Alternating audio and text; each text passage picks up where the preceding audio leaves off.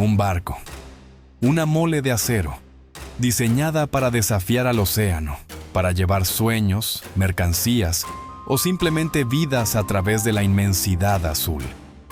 Desde las epopeyas de los galeones hasta los gigantes cruceros del siglo XXI, hemos confiado nuestra existencia a estos titanes flotantes.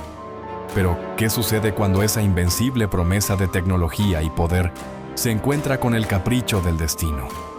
¿Qué ocurre cuando el mar, que da la vida, reclama su ofrenda más grande? En esos momentos, la civilización se desvanece y solo quedan la cruda supervivencia y el rugido del agua.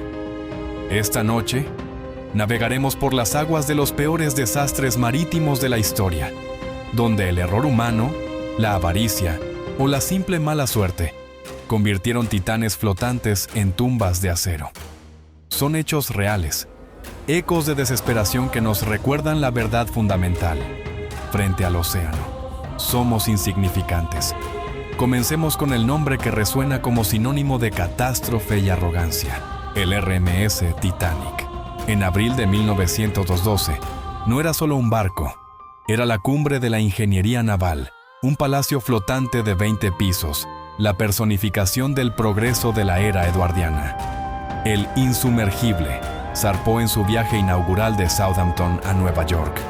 A bordo, el lujo más extremo se mezclaba con la esperanza de una vida mejor, simbolizando la rígida jerarquía de la época. La causa, simple y aterradora: un iceberg. Pero no fue solo el hielo. Fue la velocidad, el exceso de confianza de navegar a casi 23 nudos en una zona de alto riesgo, ignorando al menos 6 advertencias telegráficas. A las 23:40 del 14 de abril, el vigía Frederick Fleet gritó la advertencia, pero ya era demasiado tarde. El primer oficial Murdoch intentó un giro a babor y un frenazo que fue fatal, pues expuso el costado del barco al impacto.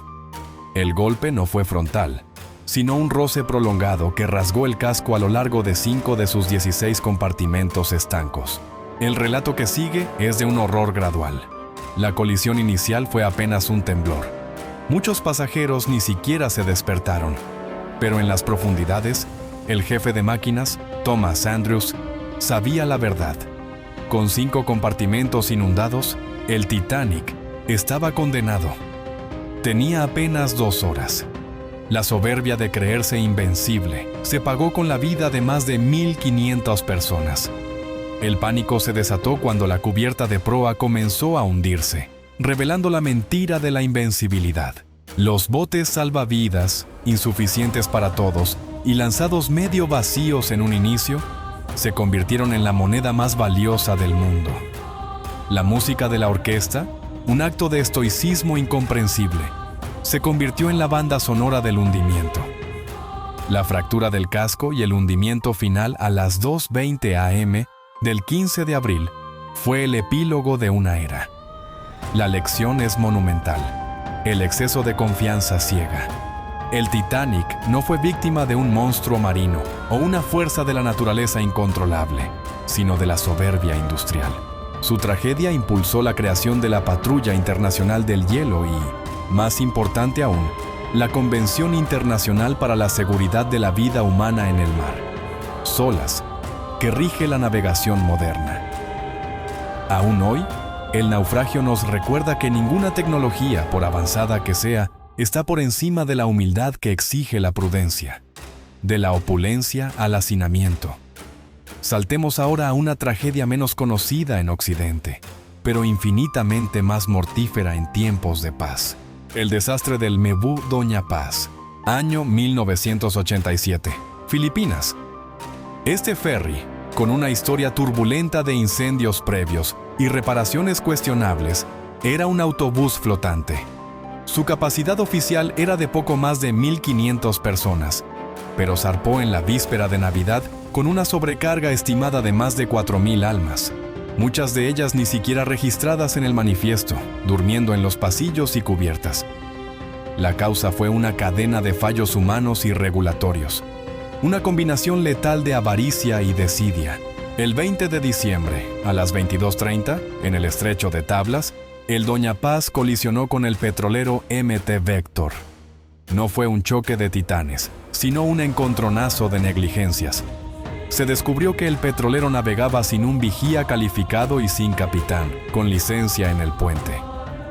El relato es el de un infierno instantáneo. El impacto fue seguido por una explosión brutal. El MT Vector, cargado con 8.800 barriles de productos derivados del petróleo, se incendió. El mar circundante se convirtió en un lago de fuego, un anillo de la muerte. La gasolina en llamas se extendió rápidamente. Los pasajeros del Doña Paz, atrapados en un barco abarrotado, sin sistemas de comunicación funcionales ni alarma general, tuvieron solo dos opciones: morir quemados o saltar a las aguas ardientes. Solo 26 personas, entre ellas un único tripulante del Doña Paz, sobrevivieron. Tuvieron que nadar durante horas en aguas negras y en llamas hasta que fueron rescatados.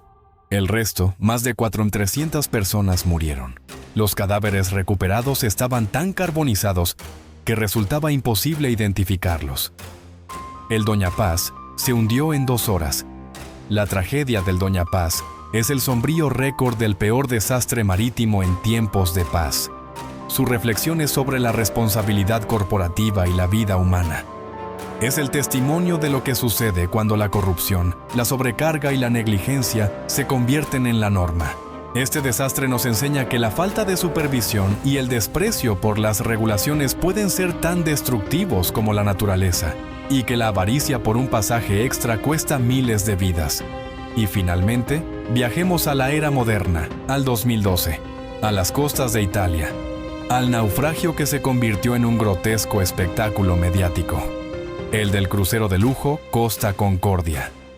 Un gigante de más de 114.000 toneladas. Un hotel flotante con miles de pasajeros y tripulantes, que zarpó en un viaje de 7 días por el Mediterráneo. La causa, simple y vergonzosa: el capricho y la imprudencia criminal del capitán Francesco Schettino.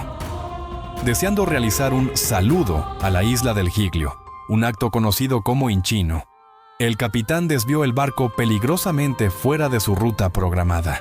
A las 21:45 del 13 de enero, el barco impactó contra la roca Skoll, abriendo una brecha de casi 50 metros en el costado. El relato que siguió es el de una fiesta convertida en caos en segundos. El capitán Schettino minimizó el impacto, alegando un simple fallo eléctrico.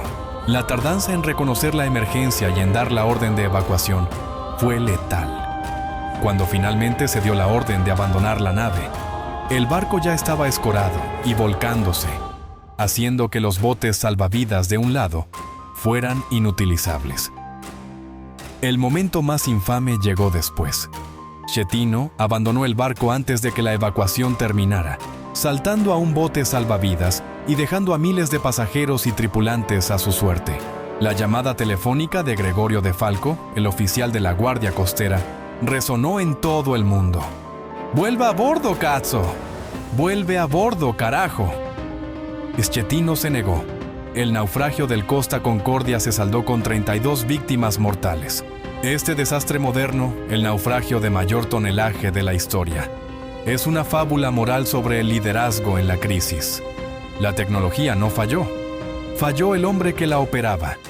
El Costa Concordia nos recuerda que, en el mar, el código de conducta es sagrado y que la responsabilidad de un capitán es absoluta.